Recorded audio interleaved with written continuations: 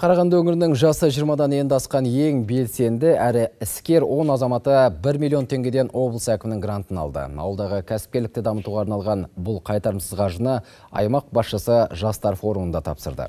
Бұл күні сондай-ақ кәсіпкерлікті дамытуға кедергі болатын өзекті мәселелер жан-жақты талқыланып, оны шешудің жолдары қаралды.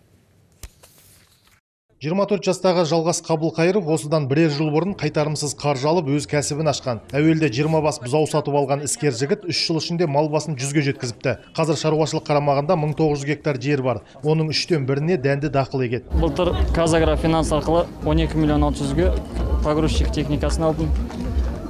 Биыл ауыл шаруашылығын қаржылай қолдау қорымен 27 миллионға Россиядан симментал асыл тұқымды малын әкелейін деп жатырмын. Жалғас секілді талапты жігіттер бұл күні 1 миллион теңгеден облыс әкімінің грантын алды. Ал жалпы соңғы 12 жыл ішінде ауылдағы жас кәсіпкерлерді қолдау үшін 33 миллион теңгеден астам қаржы үлестірілген екен. Соның арқасында бүгінде 170-ге жуық азамат өз кәсібін дөңгелетіп отыр. Ауыл болашағын гүлдендіру үшін не істеу керек?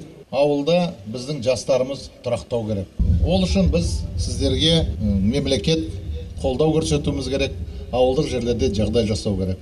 Міне осы бағытта бүгін елбасымыз бастап көптеген жұмыстар жүргізіліп жатыр. Жастарды қолдауға арналған жұмыстардың біразы елбасының 5 әлеуметтік бастамасында қамтылған. Мәселен, биыл облыста 1400 орындық 3 бірдей жатақхана салынбақ. Ал жаңа оқу жылынан бастап колледждерде газ қондырғыларында жұмыс істейтін мамандарды оқыту ісі қолға алынады. Сондай-ақ биыл дәрігерлер, мұғалімдер және инженерлер дайындау үшін жергілікті бюджет есебінен қосымша 60 грант бөлінбек. Бұл бірінші кезекте ауыл жастарына беріледі, деді жиынға қатысқан жергілікті билік өкілдері. Ардақ Асылханұлы, Василий Сапкин, Әсет Асайынов, қорытынды жаңалықтар, Қарағанды облысынан.